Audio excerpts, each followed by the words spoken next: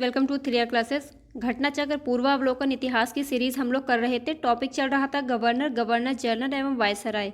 इससे पहले हम इसके नोट्स और 65 क्वेश्चन तक सॉल्व कर चुके हैं। आज आगे की क्लास को कंटिन्यू करेंगे। गाइस, क्लास शुरू करने से पहले आप लोगों से एक रिक्वेस्ट है, वीडियो पसंद आए तो लाइक एंड शेयर करिएगा। चैनल पर नए हो तो प्लीज़ सब्सक्राइब करिएगा। चलिए शुरू करते हैं आज की क्लास को और अपना पहला सवाल देखेंगे। 1 नवंबर 1858 को महारानी विक्टोरिया का घोषणा पत्र इलाहाबाद में पढ़कर सुनाया था। 1858 में जो वायसराय था कैनिंग, इसी के द्वारा महारानी विक्टोरिया का घोषणा पत्र इलाहाबाद में पढ़कर सुनाया गया था। क्योंकि 1857 की क्रांति जो हो रही थी उस समय वायसराय, जो पहला वायसराय बना था वो कैनिंग ही था, इसीलिए यही हमारा राइट आंसर हो जाएगा। 1857 की महान क्रांति का सबसे महत्वपूर्ण परिणाम था महारानी की उद्घोषणा। ये उद्घोषणा 1 नवंबर 1858 को इलाहाबाद में हुए दरबार में भारत के प्रथम वायसराय कैनिंग द्वारा उद्घोषित की गई थी। तो एक सवाल यहाँ से नया मिल जाता है, भारत का पहला वायसराय कौन था? कैनिंग। निम्न में से कौन सा एक भारत का प्रथम वायसराय था? राइट आंसर हो जाएगा लॉर्ड कैनिंग, ऑप्शन सी। 1 नवंबर 1858 को महारानी विक्टोरिया का घोषणा पत्र पढ़कर सुनाया गया था कैनिंग के द्वारा। कैनिंग ने कहाँ पढ़कर सुनाया गया था? इलाहाबाद में। अपने पुत्र के स्थान पर दूसरा उत्तराधिकारी को गोद लेने के अधिकार को पुनः स्थापित किया गया था 1858 की सामग्री की घोषणा ने। महारानी की घोषणा 1 नवंबर 1858 को इलाहाबाद में हुए दरबार में कैनिंग द्वारा उद्घोषित की गई। इसमें भारतीय देशी राज्यों के प्रति नीति को भी व्यापक रूप से परिवर्तित किया गया और ब्रिटिश साम्राज्य के लिए संभावित किसी संकटापन्न स्थिति से बचाव के लिए उनका प्रयोग करने हेतु उन्हें तैयार किया गया।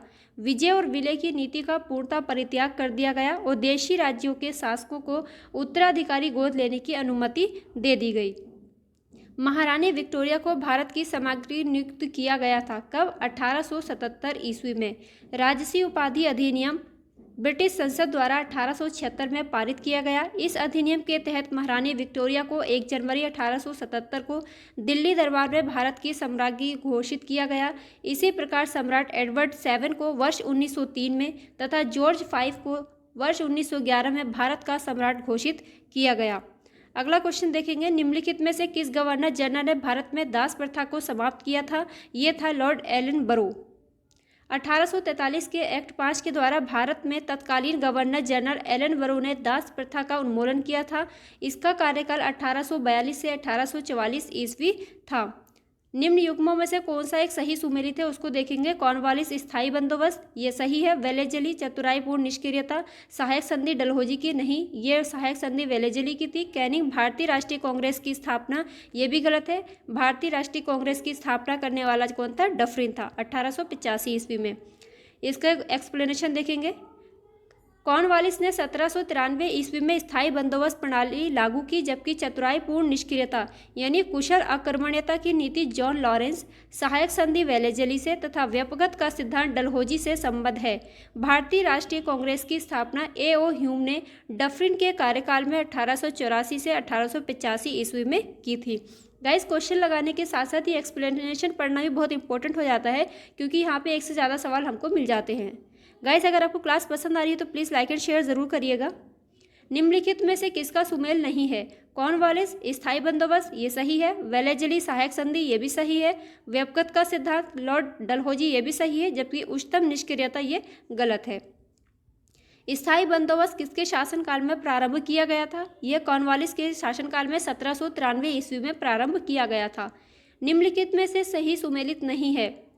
कॉर्नवालिस ये स्थायी बंदोबस्त प्रणाली को लागू करने वाला था। वेलेजली के टाइम में सहायक संधि हुई थी और हेस्टिंग्स के टाइम में द्वितीय आंग्ल मराठा युद्ध हुआ था, ये गलत है। विलियम बेंटिक के टाइम पे 1829 का 17वां रेगुलेशन एक्ट हुआ था, ये भी सही है। 1829 में ही विलियम बेंटिक के टाइम पीरियड में सती प्रथा का अंत राजा राम मोहन राय के प्रयासों से किया गया था। तो राइट आंसर इसका हो जाएगा विकल्प सी। द्वितीय आंग्ल मराठा युद्ध 1803 से 1805 ईस्वी के बीच वेलेजली के काल में हुआ था।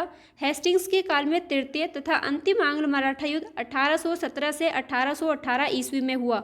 आंग्ल मराठा युद्ध जो हुए थे वो 3 हुए थे। तृतीय आंग्ल मराठा युद्ध में मराठों के पराजय के पश्चात हेस्टिंग्स ने पेशवा की गद्दी 1818 ईस्वी में समाप्त कर दी तथा पश्चिमी भारत में स्थित पेशवा का समस्त प्रदेश बम्बई प्रेसिडेंसी में सम्मिलित कर लिया गया।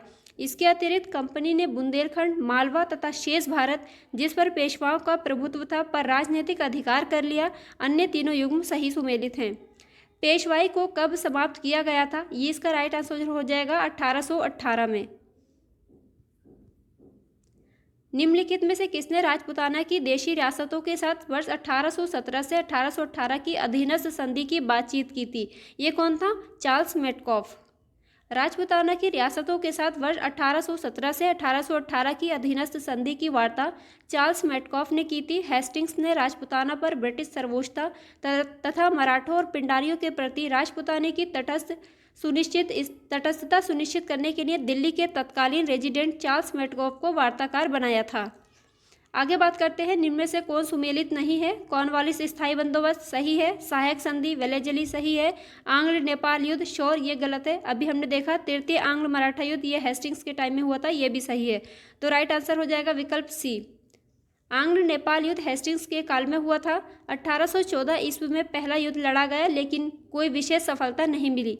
1815 ईस्वी में दूसरा युद्ध लड़ा गया। कुमाऊं में अल्मोड़ा को जीत लिया गया तथा मेजर जनरल ऑक्टरलोनी ने वीर गोरखा सरदार अमर सिंह थापा को मलाव का किला समर्पित करने के लिए विवश किया।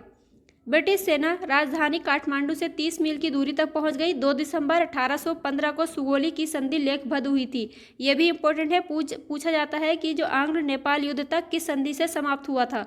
तो ये सुगोली की संधि से समाप्त हुआ था 1815 में, जिसे 4 मार्च 1816 को अनुमोदित किया गया। कुमाऊं, गढ़वाल और शिमला जिले अंग्रेजों को सौंपे गए।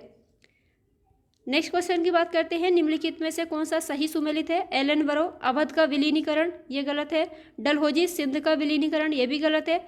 चौथर्थ आंग्ल मैसूर युद्ध वेलेजली के टाइम में हुआ था 1799 ईस्वी में, जिसमें टीपू सुल्तान की मृत्यु हो गई थी। तृतीय आंग्ल मराठा युद्ध जौनशोर ये भी गलत है। तो राइट आंसर हमारा हो जाएगा विकल्प सी वेलेजली। चतुर्थ आंग्ल मैसूर युद्ध। व्याख्या देखेंगे, एलनबरो के टाइम पे सिंध का अंग्रेजी राज्य में अगस्त 1843 में विलय हुआ था। डलहौजी के काल में कुशासन के आरोप में 1856 में अवध का विलीनीकरण हुआ था। कल की क्लास में इसको बताया था। वेलेजली के टाइम पे चतुर्थ आंग्ल मैसूर युद्ध हुआ था 1799 ईस्वी में, और हेस्टिंग्स के टाइम में तृतीय आंग्ल मराठा युद्ध हुआ था 1817 से 1818 ईस्वी में। निम्नलिखित में से कौन सही सुमेलित नहीं है? डलहौजी अवध का विलीनीकरण 1856 ये सही है। भारतीय राष्ट्रीय कांग्रेस की स्थापना डफरिन के टाइम पे हुई थी 1885 में, ये भी सही है। चार्टर एक्ट 1833 का पारित होना विलियम बेंटिक के टाइम पे, ये भी सही है। प्रथम आंग्ल अफगान युद्ध का प्रारंभ लिटन के काल में, ये गलत है। तो हमसे पूछा है कौन सुमेलित नहीं है, तो विकल्प डी इसका सुमेलित नहीं है। व्याख्या देखेंगे, प्रथम आंग्ल अफगान युद्ध 1839 से 1842 के मध्य हुआ। इस दौरान भारत के गवर्नर जनरल ऑकलैंड थे।